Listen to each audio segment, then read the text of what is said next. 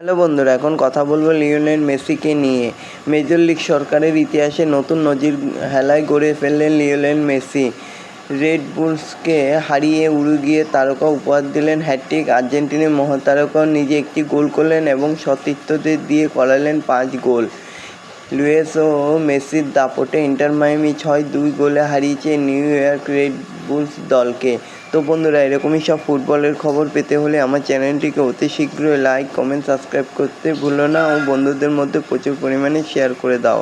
শনিবার Lionel Messi ও সুয়ারেজের দৌলতে 6-2 হারিয়েছে রেড বুলসকে। প্রথমে পিছিয়ে থাকলেও বিরতির পর খোলস থেকে বেরিয়ে আসে ইন্টার মায়ামি। 48 ও 62 মিনিটে জোড়া গোল করে মাতিয়াস, 50 মিনিটে গোল করলেন লিও। এই নিয়ে মেসি 6 ম্যাচে গোল করার সঙ্গে সঙ্গে সতীর্থদের দিয়ে গোল করানোর ক্ষেত্রে গুরুত্বপূর্ণ ভূমিকা নিলেন। সে ধারা বজায় রেখে সুয়ারেজ আরও 3টি গোল করেন, যথাক্রমে 68, 75 ও 81 মিনিটে। শনিবারের জয়ের সুবাদে 12 ম্যাচে 14 পয়েন্ট নিয়ে শীর্ষে রয়েছে এখন ইন্টার মায়ামি। এবং জয়ের পর ক্লাবের ওয়েবসাইটে মেসি বলেন, এমন একটা জয়ের দরকার ছিল দলের। আমি কাজ হলো নিজে গোল করার সঙ্গে সঙ্গে সতীর্থদেরও চালনা করা। এই কাজটা ধারাবাহিকভাবে করতে পারছি, সেটা ভেবেই আনন্দিত। আরও ভালো লাগছে সুয়ারেজ হ্যাটট্রিক করায়, ওর সঙ্গে খেলার আলাদা একটা মজা রয়েছে।